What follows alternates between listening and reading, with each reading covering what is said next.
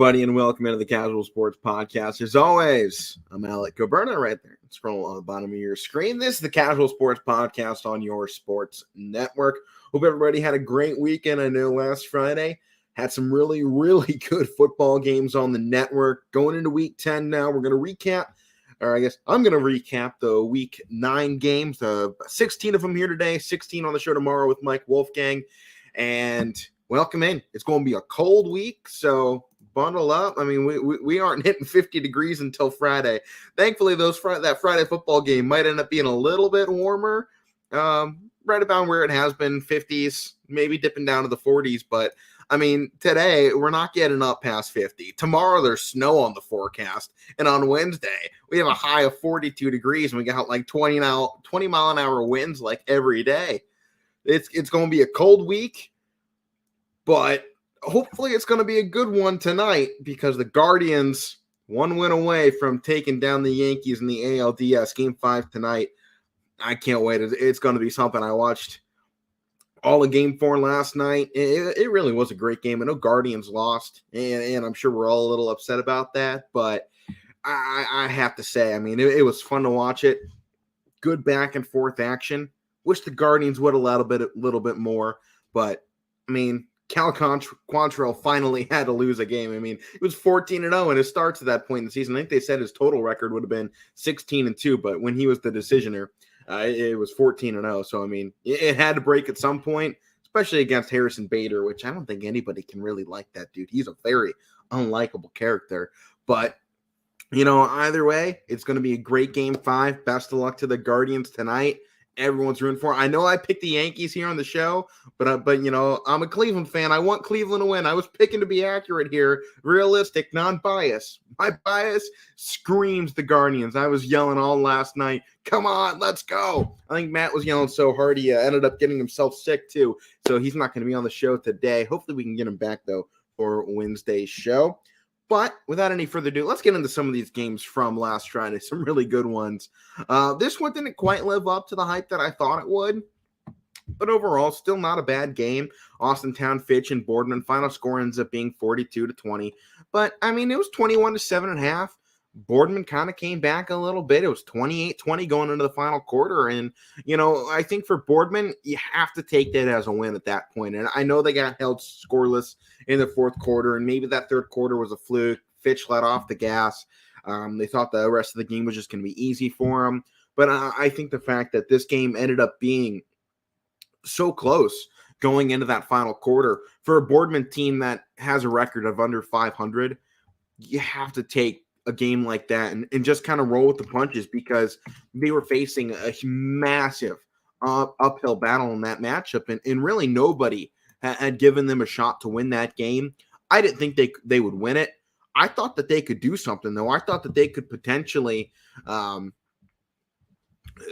keep this thing close to the end, and really they did. The fact that it ended as just a 3-score ball game, I think you have to give a lot of credit to that defense of Boardman especially. I mean, they've had such a great season with that defense, and this was just second or third, fourth most points they've allowed this season. They allowed 24 in the loss to Harding, 28 to Dover, 42 here to Fitch, 40 to Cheney, 43 to Maslin Jackson. Look at the games they won, though. It was 12, it was 8, it was 13, it was 7.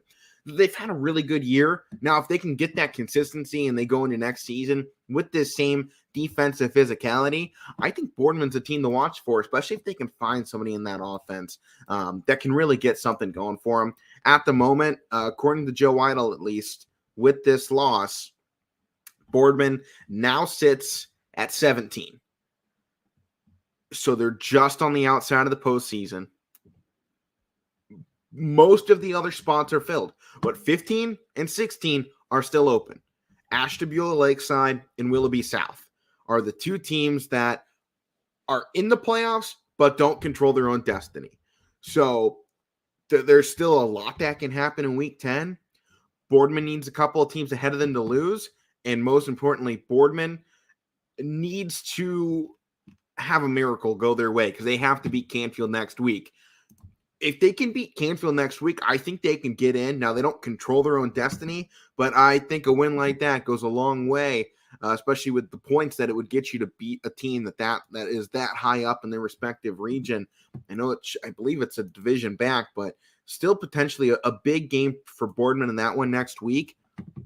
And for Fitch, they've clinched at least one home game here in the postseason.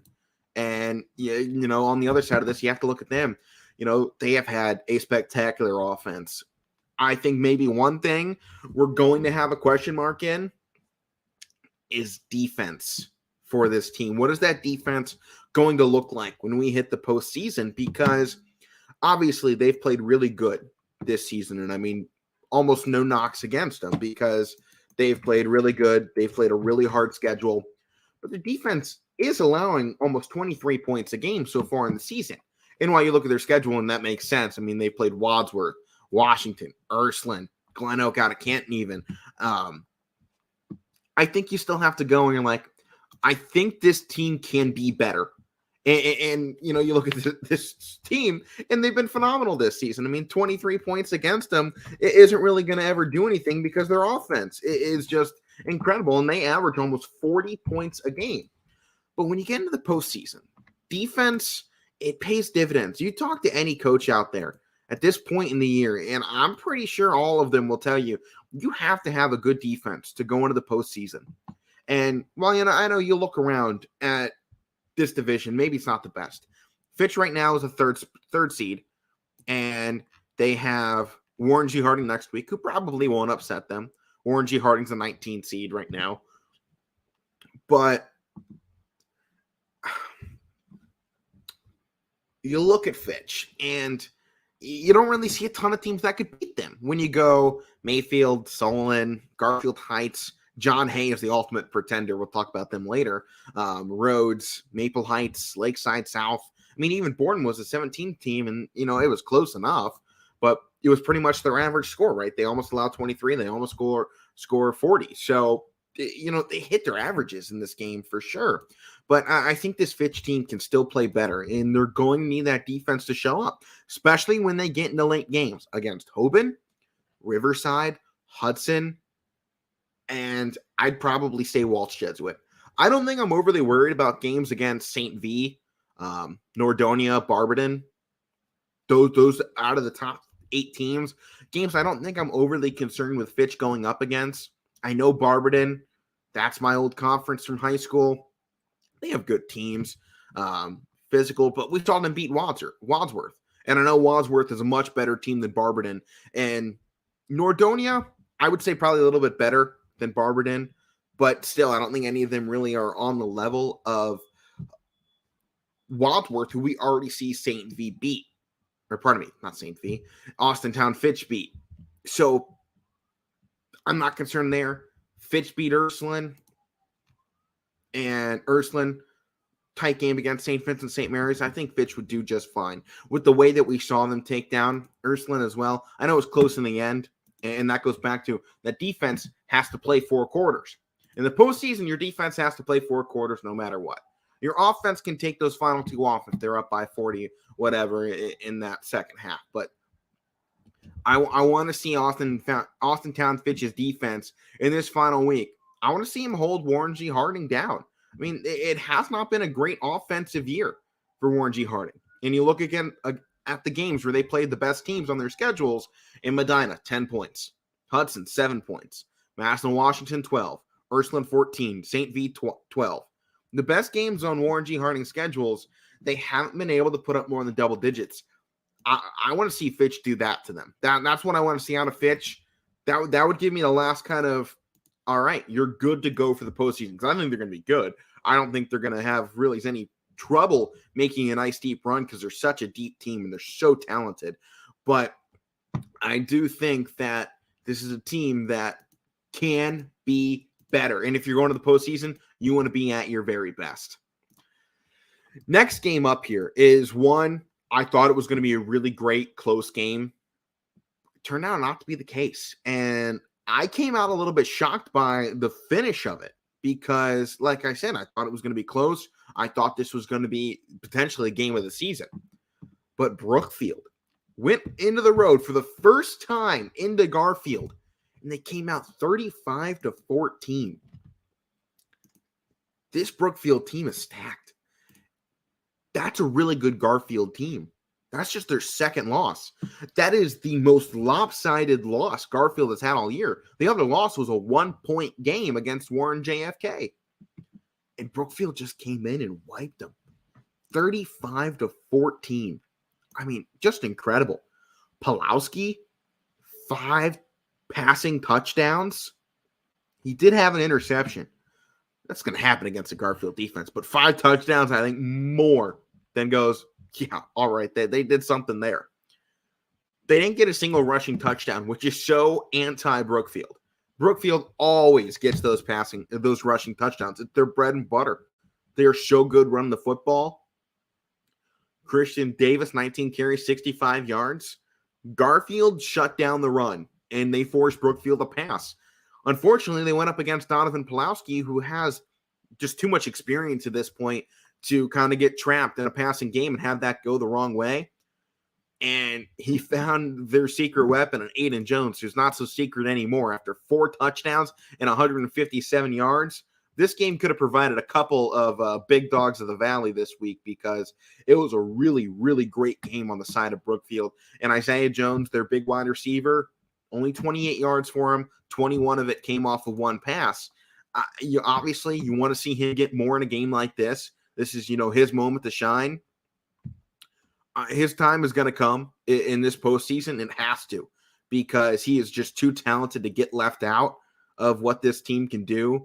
But, I mean, very impressive. And then the thing that maybe most impressive factor in this entire game, 9 tackles for loss from Brookfield.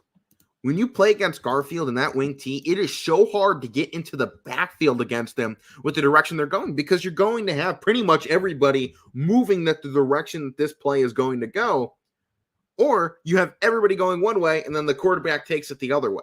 And in this game, Brookfield was in the right place every time. And I have to give a lot of props to Randy Clark and that coaching staff for going in there and looking at the film from the past 2 years and finally figuring out a way to stop this defense, and then give the credit to the players for actually being able to put this system into place in a week. I was told they were going to rip down this entire thing the week of and rebuild it against Garfield. And it worked out perfectly. And A.J. Bartlett, 4 TFLs in this game. Incredible. It really was probably the best Brookfield has played, maybe in years. That was the best Warriors football game they've had in years. And what did I say my key to the game was before this, I think on Thursday? When Garfield goes to pass, Brookfield has to stop it. It's the only way to stop the wing T, is if you force them to always be one-dimensional. And what did they do? Well, when Eric Gaddis dropped back to pass, he was 5 of 15 for 118 yards. No touchdowns. You want that to be a little bit better, because that's still a pretty good number for this style of offense. But I would say mission complete, that even on those big catches, they never got to the end zone through the air. Keegan Sell got the 1 rushing touchdown, and I think they got a defensive touchdown in there as well. It was a good game. Really, really good performance from Brookfield, all in all, in this game. And I do have to say that is probably one of the more impressive showings for the Warriors in quite some time. I know they've had blowout games all season long, and they've been dominant. But you go into a team like Garfield, and you can take them down in that fashion, you get a lot of people looking your way. And Brookfield, with that win, clinched a top 8 spot in the postseason. And right now they're a 5 seed. If they lose this week, they can drop down to an 8. If they win, though, there's a chance that they can move up to 3. It depends on a lot of shuffling on a week, but they have champion. And that should be a win. Lowest they can fall right now with a win is the 6th spot, based on points. So they are going to have that top 8 spot. Congratulations there. But I know this final week, it's hunting. It's hunting season right now for the Warriors, because Randy Clark told me, I want that top 4 spot. I want 2 home games in Brookfield. That is what he wanted. That was the message. And now they're a game away from going 9-1 and making it a potential reality. They need something ahead of them to happen, though, because I don't think you're going to see undefeated Kirtland, undefeated Mogador, and an undefeated Valley Christian drop, and Dalton's strength of schedule is too good at this point for them to fall as well, unless they were to lose. Kirtland's already has the number one spot locked up. Mogador's clinched the top 4 spot. So 2 of the top 4s are already taken away. The other 2 are really in a battle between Dalton, Valley, and Brookfield. And it actually also says Rootstown and United still stand a chance to get in there. I think Brookfield can get this done. And for Garfield, I mean, yeah, they took a loss, but they are still very much a playoff team that you're going to look for to make some noise. They are just super talented. And, you know, you look around at this Garfield team and, you know, 1 loss, 2 losses. It isn't going to kill them.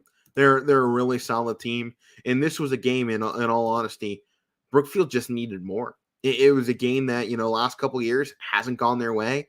And they came in just more experienced, have gone up against that offense a lot.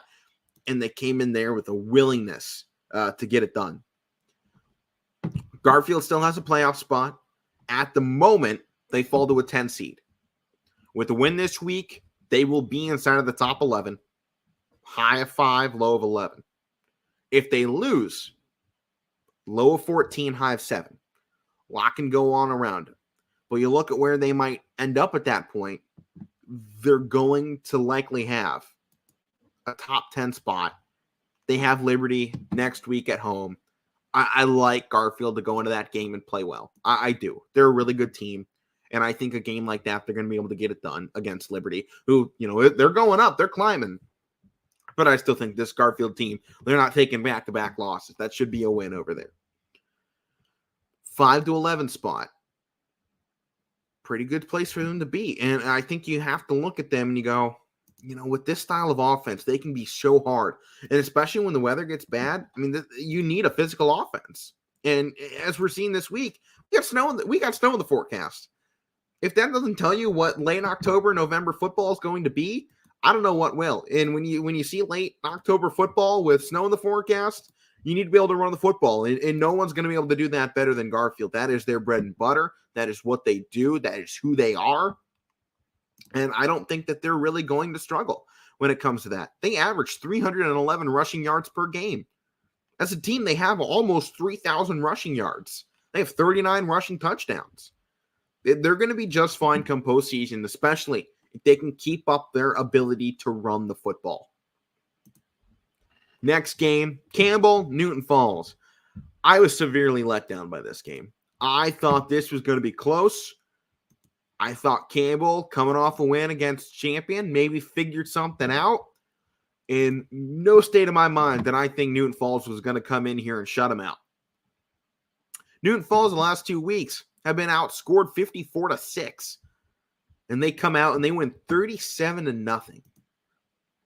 I'm disappointed in this performance from Campbell. I really am. I thought that if they were going to have a shot, maybe to get into this postseason, that they needed a game like this to go their way. Now they are officially eliminated from the postseasons. So they aren't going to get there.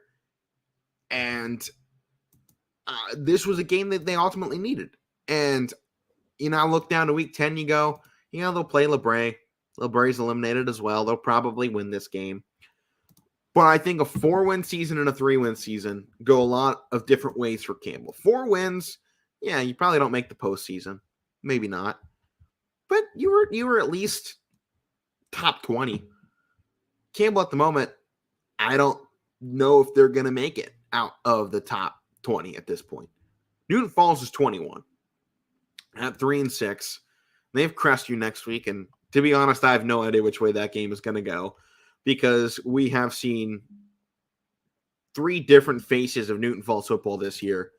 One that's good, one that's average, and one that's bad. And you just don't know which version of that is going to show up to the game. All 3 wins this season for Newton Falls have been shutouts. Then they've had a couple close games in there. Jackson Milton, Champion, both close games.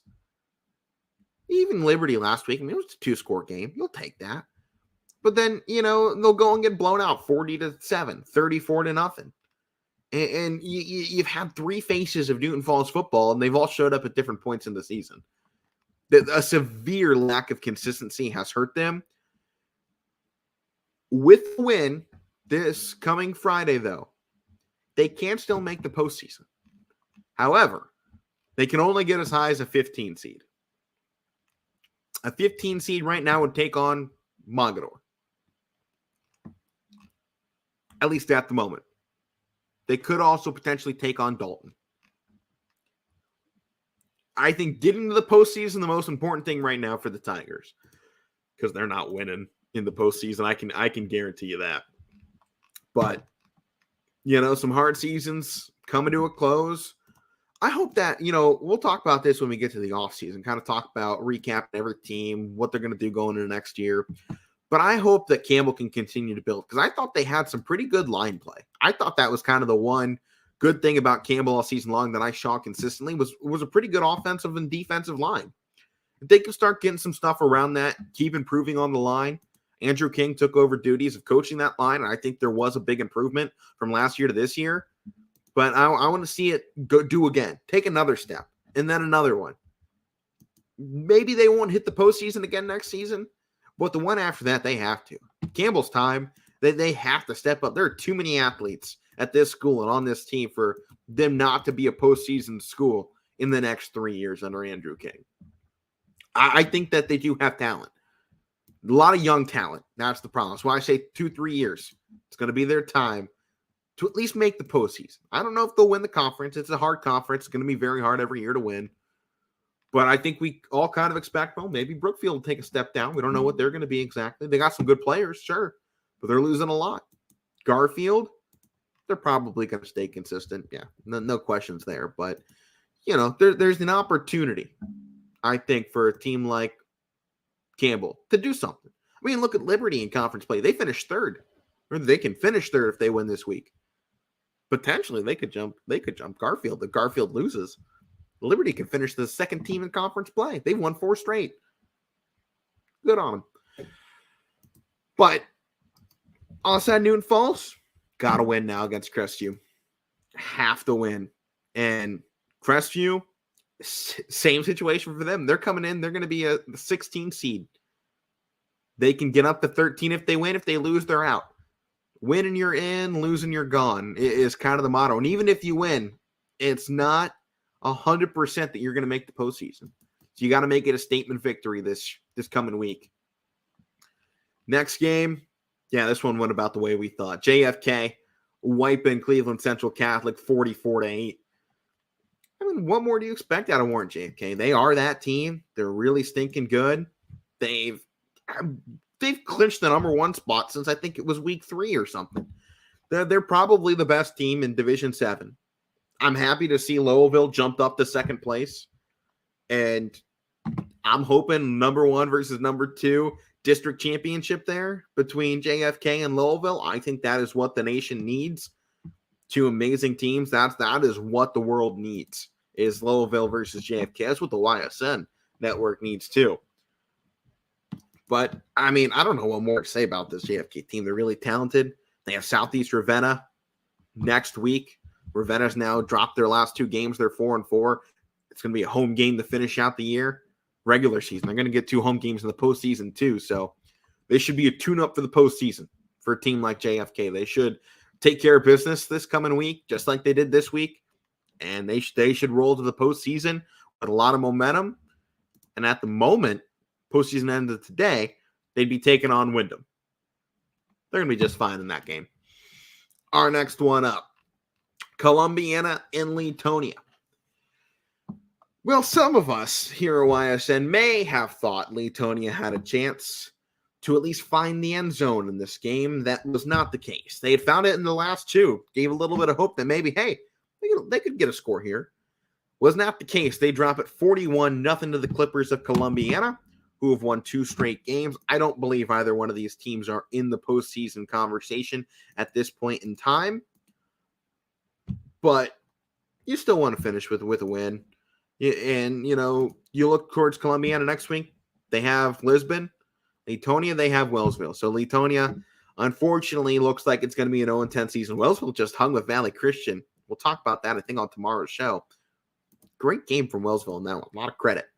Columbiana, back-to-back weeks. I know it's not against great teams. I mean, it's a combined record of likelihood going to finish the season with a combined record of 1-19 between East Palestine and Columbiana. But maybe Columbiana can do something with the win. They found their offense in the last 2 weeks against these defenses. Maybe they can do something. Maybe they can at least give Lisbon a scare next week. That's what I'm hoping for. And for Latonia, same thing. When the weather drops on any given Friday, man, you got a chance. If the weather helps them out this weekend and our temperatures don't end up going back up high, you never know. Next one up, Crestview. They go on the road in a champion, and they pick up the win, 35-14. And I have to say, I'm shocked by Champion right now. They go from 3-2 early on in the year, with their only losses coming to Rootstown and JFK. They beat Ravenna, they beat Newton Falls, they beat LeBray. You're like, all right, yeah, I mean, they should have beat LeBray at that point. They handled it. And I think that win against Ravenna went a long way. Yeah, that's good. Then they went back home after the LeBray win, and they lose to Garfield. You're like, yeah, it's Garfield. They'll bounce back against Liberty. Well, then they get a 1-point stunner that they drop. Oh, momentum. Ooh, they lost some of that there. Okay. Well, they got Campbell next week. They should take care of business. Oh, well, they lose that one by a touchdown. Well, surely, week 9 against Crestview. This team that we have seen play really good football. I mean, close games for the last multitude of weeks outside of Garfield. Surely they can get it done against Crestview. They couldn't. And I am surprised. I'm also not surprised with Crestview, because this is the Crestview we were expecting to see at the beginning of the year. A team that could go on the road into champion and win a game like this. They had a hard schedule, and they had their close games early in the year against Salem, Southern, United. You look back on that and you go, whew, well, that's a good strength of schedule. They beat Campbell 63-0. You go, here they go. Upset on the road in Brookfield next week. Maybe they can get something there. Then they lose 53-6. You're like, huh, okay. Well, they kept it close against Southern, United, and Salem. How did Brookfield run away? Then they get the win back against LeBray. Yeah, all right, cool. That's what they're supposed to do. Then Garfield, they get blown out 62-22. And you're like, what? This team makes no sense. And they beat a team like Champion. I think they can win against Newton Falls this coming week. But this Crestview team is just, they've had such a hard schedule, and they were so close in so many games early on. Back half of the year, their momentum in big games is gone. And it's going to be their problem when they go to the postseason, or if they go to the postseason, I should say. And, they're trying to go in as a 16 seed, potentially a high of 13 against a team like Kirtland, Mogador, Dalton, Valley Christian, or maybe Brookfield again. They just have no confidence when it comes to winning a big game, especially on the road. And I think it's going to hurt them in the postseason. If they can get there, they still have to win against Newton Falls in week 10. But just a severe lack of consistency for this Crestview team. And it's not what I expected out of them. Especially not after, you have so many close games early in the year. I think you kind of get expected to at least compete against Brookfield and Garfield. Maybe it was a predictable schedule, and they obviously lose an opportunity to win with Liberty having to cancel because of COVID early in the year. I believe that was the September 16th game that was canceled. So they lose a chance to win there. And maybe they could have won. Maybe they could have lost. Liberty was kind of going on the uphill trend after that. Who knows? But I think Crestview could have been a lot better than they were this year. I think this has to be looked at. And you hate to say it, but it has to be looked at as a down season for Crestview. They have been too good in the past. Too good for a team like this to fall off. Since I covered them, they have been one of the most competitive teams around. Since I started here at YSN. I was expecting a little bit more this season. It is what it is. I mean, they lost, or they won this week. Yeah, just win the week game in front of you and see what happens. They still have a shot. All you can ask for in this part of the year is a shot. Champion, on the other hand, landslide. I don't think they're going to get anything done against Brookfield on the road next week. Believe they're eliminated from the postseason at this point. I think this has to be looked at as a disappointing ending to a promising season through the first 5 weeks. This back half of the year is not what they were hoping for. Ursuline, on the other hand, is having about as good of a season as you could ask for. Losses to Fitch and St. V both came in one-scored games, albeit, big comeback against Fitch. And then they come in this weekend, they handle business just fine against Youngstown East, 56-8. Yep, that's what we expected this game was going to be. I'm honestly more surprised that Youngstown East found the end zone against this team after they had been blanked the last 3 weeks. How dare you, Ursuline? You let them get in the end zone. It's 8 points. Ursuline's a really good team. Division 2, I believe. I don't really see much of a problem for them. I believe it's Division 3. Yeah, Division 3. Currently 3 seed. They have at least one home game. This upcoming week for them doesn't do a ton. With a loss, they could drop to a 6 seed, but they could also, jump to a 2 seed, depending on what happens. They have a pretty good shot of taking 2 home games. Just have to win this next week against Mooney in the Holy War. Easier said than done, of course. But Ursuline's going to be sitting ready to go for this postseason. I think that they're going to be a strong team. Good chance to contend. Obviously, they were in this spot last year, and we know how that turned out. They were all the way in the state championship. Everyone knows they have redemption on the mind. For East, congratulations, man. You scored against Ursuline. Great. Maybe they'll score against Cheney. I'm hoping they will. I'm on the game this Friday for Cheney and East. Cheney almost got upset this weekend. Almost there for a little bit. It was on the edge. 21-14. Warren G. Harding's defense held them in check. Talk about that game later. But I'm hoping East can do something. That'd be one epic upset in Week 10. But likelihood not going to happen. East is out of the playoffs. We've done this for a while. And looks like it's going to be a winless season. And what can you say? It was not an easy schedule put ahead of them. And they just aren't a football school. Not at the moment, at least. State of Ohio, they're ranked 602nd. They've had the benefit, though, of a strength of schedule. If it wasn't for their strength of schedule, they'd be down in the 700s, 800s probably. Their strength of schedule is legit this year, and it's been a big reason why their season's gone the way it's gone. Next game, the Indians of Southern bounced back in a great way. It was a great bounce-back game for Southern after the close VC loss to set them up for United next week. They beat East Palestine. It's East Palestine, but they won 45-0. And they got everything right back on track. We saw Valley Christian this week. They had the letdown against Wellsville after this big win. Southern comes off the loss, and they bounce right back into form. And I think that's huge for them, especially because they still had a hard game left on the schedule after Valley. Valley, they hit with Southern, and they went, all right, that was the last hard game. Go handle business the next 2, and you go home as conference champions, which they did, and you get your first ever undefeated season, which they're 1 game away from, and I'll be on that call this weekend. But Southern, they had to retool. They had to get back into it. They knew coming up a week later, they had basically 1 bye week in East Palestine. 1 week after that, they had United coming back into the Wigwam. And they had another hard game that they had to prepare for. And I think a win 45-0 goes a long way for this Southern team to just go, hey, we took a loss. Yeah, everyone takes a loss at this level. It's going to happen. Don't count us out yet. They've clinched a playoff spot. They lose to United in Week 10. They can be either a 4-10 seed. If they win, though, they are guaranteed 2 home games in the Wigwam. Guaranteed. Virtually guaranteed at least 1 at this point. Almost. Very close still. I like their chances. But I think this is a very, very good win for Southern.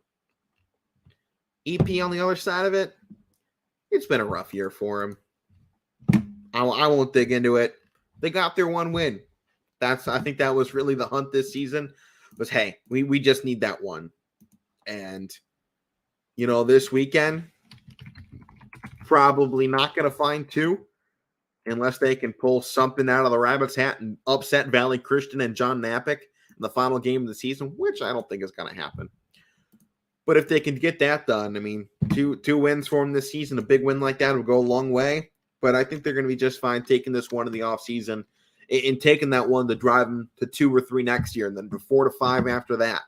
Then we'll see where they can go from there. But getting one back after their losing woes, much needed this year. Next game, St. John and Fairport Harbor. I like the skippers coming into this. St. John had been down all year. Harding came out. We'll take on St. John again next week. I'll be taking Harding again. It was a dominant game for them. I don't think that's going to change. St. John, they've lost 5 in a row. It's going to be 6 after this weekend. Girard and Struthers. This was my game. And final score 42-28. Struthers comes out on top. And this may have been the NE8 game of the year. Now, I haven't kept up every score. Maybe there's been some closer ones. Maybe there's been a better game. But to me, this was the first game I think I've had all season long that was a constant back and forth, back and forth, back and forth. Touchdown, touchdown, touchdown, touchdown. It's just constant back and forth. Every time something happened, there was an immediate answer from the other team. It was really, really fun to watch. And I was impressed. I think Girard could have had better play calling in the end. And here's why. If you go to the article, I explain a little bit more on YSNlive.com. But Girard was set up 6 minutes to go on the Struthers side of the field around the 40. 4th and 1. And they had a running back who all game long was playing phenomenal in Palmer. Michael Palmer was great in this game. He averaged 5.8 yards per carry, put 139 yards up on the ground on 24 carries. And on 4th and 1, they send third-string quarterback Dominic Talone out there to throw it. And, oh, yeah, cool, they're going to throw a little drag route, slant, something quick, something easy. Something's guaranteed to get that first down. Nope. Double coverage, fly route towards the end zone. They forced Talone, a third-string quarterback, to try and throw a 30 to 40-yard pass with the game on the line. And surprise, surprise, it hits the ground. And I hate to sound overly critical with this, but how can you not criticize that play call? And obviously what they were thinking is, well, obviously we're going to run this football. They know that. We know that. Everybody knows that. Let's try and fake him out. If you make the play, you're applauded for it. And you go, wow, what great play design. He got the touchdown there. Nobody saw that coming. But if you lose that play, it doesn't go your way. Then you get criticism. I mean, that's all levels of sports. If you get it, you're a hero. If you don't, you made a mistake. And obviously that ended up being the case again because Girard is going to get criticized for that play call. And on 4th and 1, I think it is insane that they didn't try and run this football, especially because Michael Palmer hadn't been stopped in the backfield all day long. And even when he was touched in the backfield, every time he got hit, he finished through contact. He was getting probably an extra 2-3 yards every time he was touched. He was constantly falling forward. Even if it was predictable, sometimes it's predictable for a reason. Girard taking another loss here, this season went from good to bad. And I know a big part of it is their starting quarterback was injured against Southrange. Nick Bengala was out. And I don't want to speculate, but I think Steven Sims was injured as well in this first half because the dude had over 130 rushing yards, 2 rushing. He had both touchdowns for Girard in the first half. Didn't play a snap in the second half. I don't know what happened, but Steven Sims not playing in this second half cost Girard, I think, in a big way. Dominic Talone's a fine quarterback. I think he's going to be pretty good in the next couple of years. I do. He was accurate. And he was nice to watch throwing the football. Him and Sims should make a really good duo these next couple of years for Girard. But I think Sims gives them a better shot to win that game because he had momentum and he's a mobile guy. Talone was a little mobile, but not as much as Sims. Sims was a running quarterback, if you've ever seen one. I mean, kind of reminded me of Braxton Miller, his ability just to swing out of the pocket and go anywhere. It's a game Girard had a good shot to win, but Struthers, ultimately, great game by them. And, as much as I criticized that fourth down play call, it was still a 2-score game at that point. Yeah, it was a play Girard probably needed a touchdown off of. But you have to give a lot of credit to what this Struthers team has done. Now, 4 straight wins, ties their longest winning streak since 2019, in which that fourth game in their winning streak came against this Girard team. So same situation. That season, ultimately, they were knocked out of the postseason by Poland. Well, they have Poland on the schedule next week. Redemption time for Struthers. This is a redemption finish for them. And they have some really, really good players. I was very impressed with the entire team. I mean, Grzib is a top-level player for a lot of reasons, and I think he showed out in this game. I really like Najir Howard, their backup quarterback, 6'3" junior. Kid's got a nice arm. I want to see them, especially if they have to go into the postseason and play some big games. I want to see them go to Najir Howard a little bit more to throw that football. Grzib can throw too, but the way Howard can throw that rock and really sling it, they can get him some reps this season. Struthers can make something of next year. I know they want to make something of this year, but if you can get 2 years out of it, I think that's a big step. I think that young Howard, he's got an arm to work with, and you might just go ahead and win them a postseason game if they can give him the opportunity to. But overall, I mean, this was a great game, and you always criticize the final play, the final one that cost you. But you go back through, and I mean, both teams had shots to win this game, shots to pull away. And it was constantly the other team coming in with a response that you just didn't expect and you didn't see coming. You're like, wow, they were driving down the field and all of a sudden defense goes, oh, hey, no, you're not going anywhere. We'll stop you here, forces a turnover, something. It was a great game. I truly recommend everyone go back and try and watch that game on YSN. It was a phenomenal game back and forth. Had some microphone problems in the beginning, but overall, great game.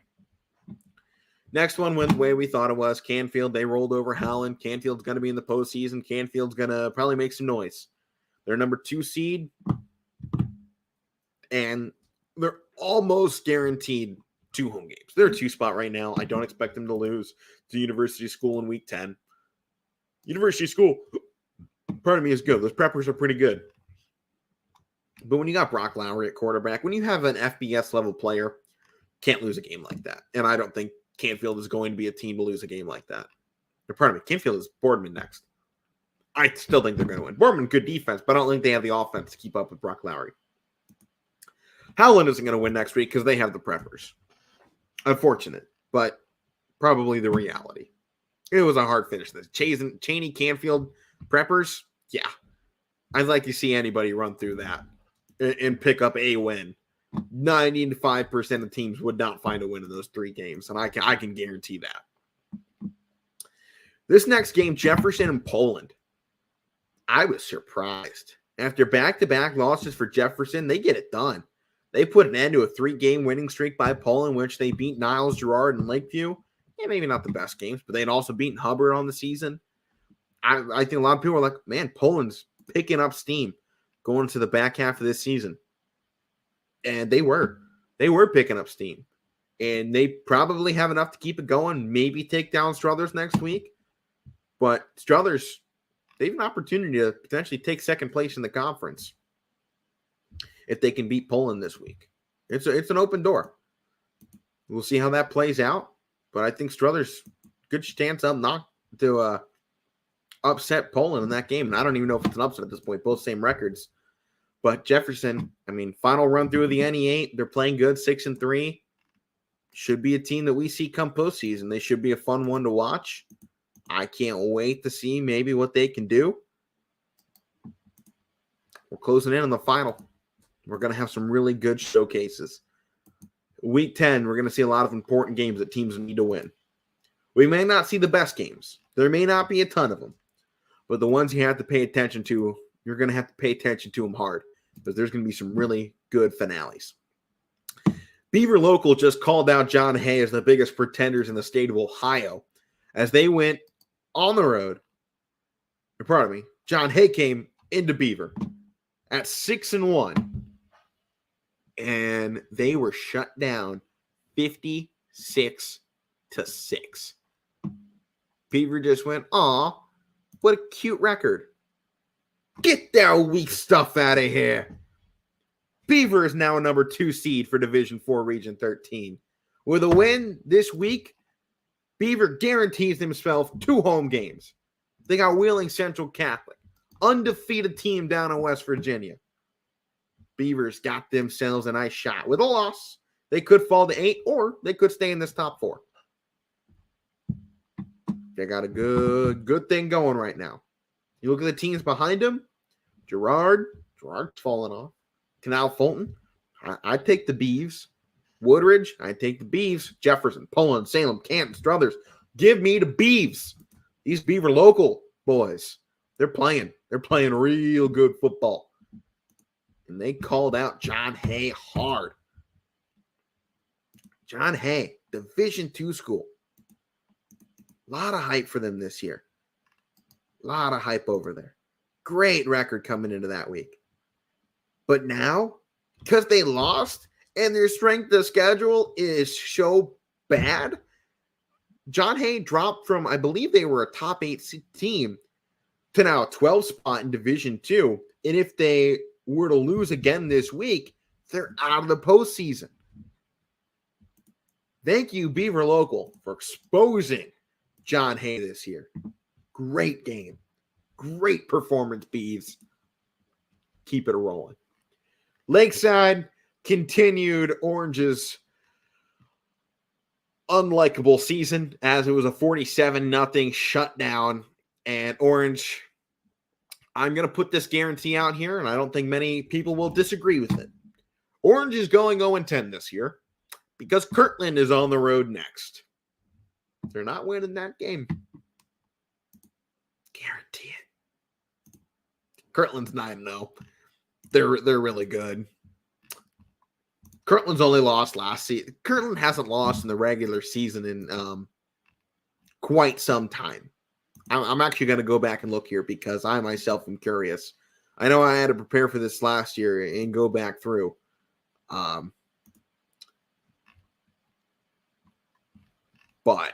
I mean, Orange, we've talked about it. Just an awful schedule. And I mean, they play in such a hard conference. They did not stand a chance. Kirtland's last loss in the regular season was 2016. They lost 21-0 to Cuyahoga Heights. Cuyahoga Heights also eliminated from the postseason that year, 17-0 in the 3rd round of the playoffs. Cuyahoga Heights that year was 15-1, and they lost in the state championship game. That's the last time Kirtland lost in the regular season was 2016. Orange isn't beating them this year, unfortunately. No one may be beating Kirtland this year, unfortunately.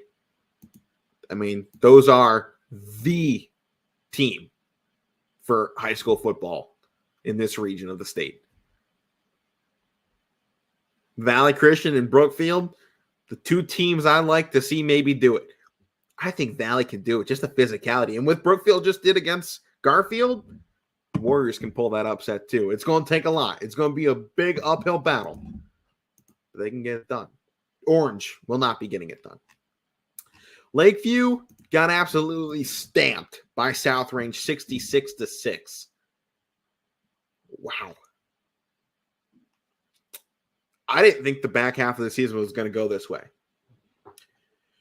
3-1 to start the year for Lakeview. People go, all right, this team, they're not looking too shabby. They might be able to do something. Girard comes in, it's 49-0. You're like, yeah, all right, Girard, they're number 1. They're really good this season. Then they lose to Struthers 41-3, and I think you go, oh, excuse me? Then Hubbard comes in, shut out, 22-0. Poland comes in, 9-0. They get shut out again. And now South Range comes in, you lose by 60. Obviously, in no state of mind did anyone in their right mind think South Range was going to lose this game. It just wasn't happening. South Range is too good. They might be the single best team in Division 5 this year. They are incredible. But I don't think anybody could have told you 60 points was going to be the differential in this game.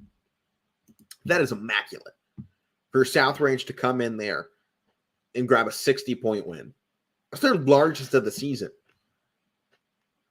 And it has been a fairly hard schedule for South Range. And I would not want to be Hubbard next week.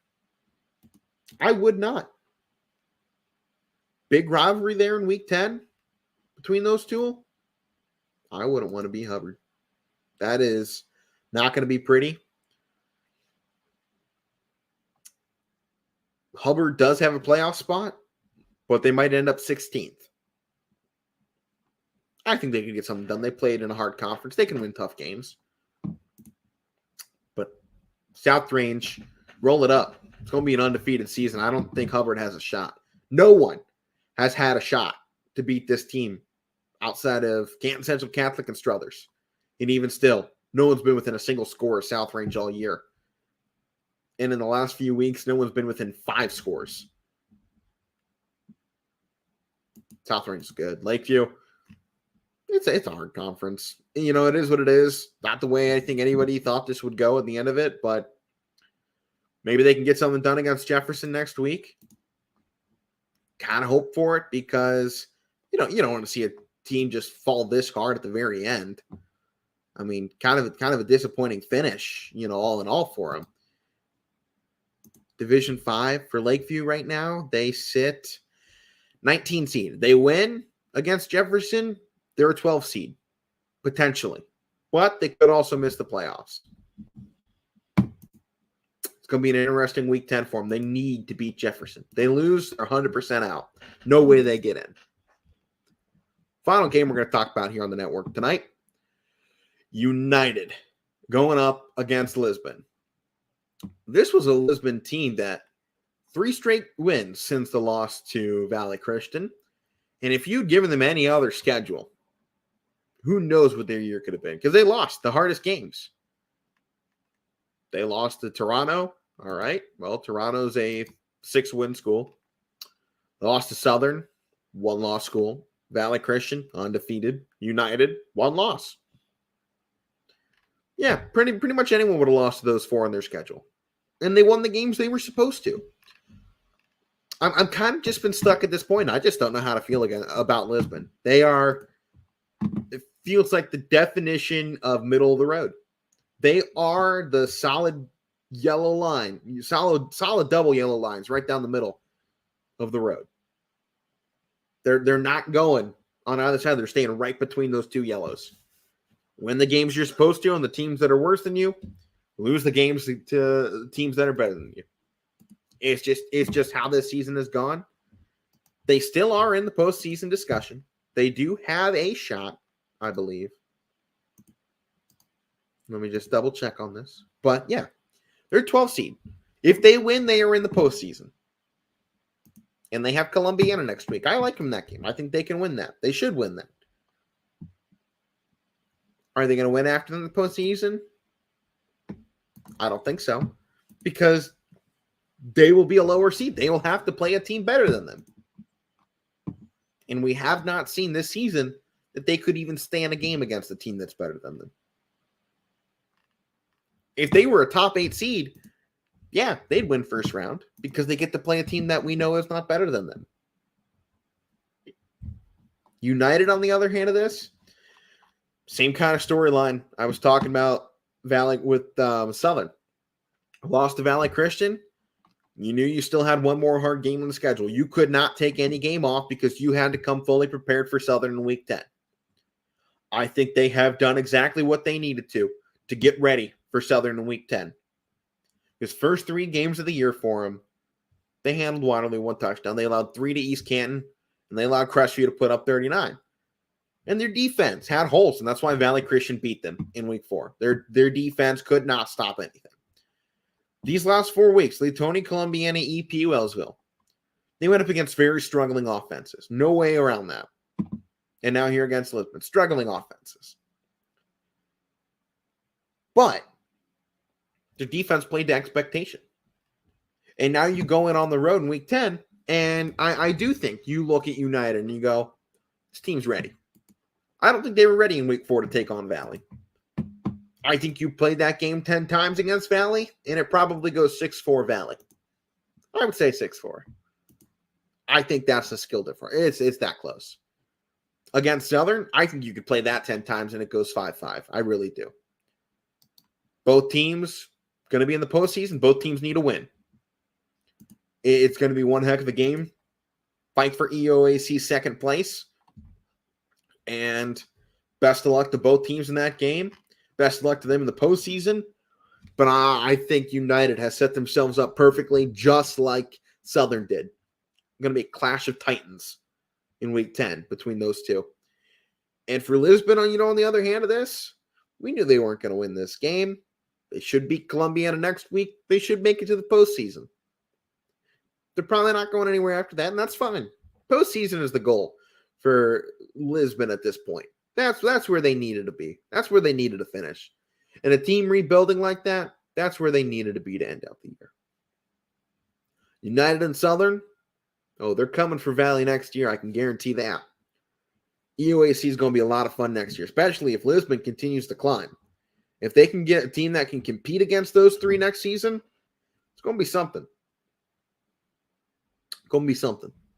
Either way, though, that's the full 16-team slate from this past weekend. And we're going to go ahead and hand out Beast of the Week. I'm going to give this one off to Aiden Jones of Brookfield. I mean, I read through his stats earlier, and what a game he had against Garfield. I'm going to read them off again as my page is loading up. But just an epic game. Receiving. Averaged 26.2 yards per catch. Had a long of 86 yards. And on 6 receptions, 157 yards and 4 receiving touchdowns. That's epic.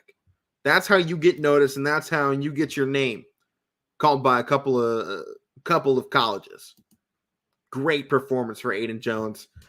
Week 9, Beast of the Week here for the Casual Sports Podcast. That is going to do it for myself, Alec Coburna, on the Casual Sports Podcast. Power Hour coming up next on your sports network. You can catch Mike and I tomorrow breaking down another 16 games from this past week's high school football slate.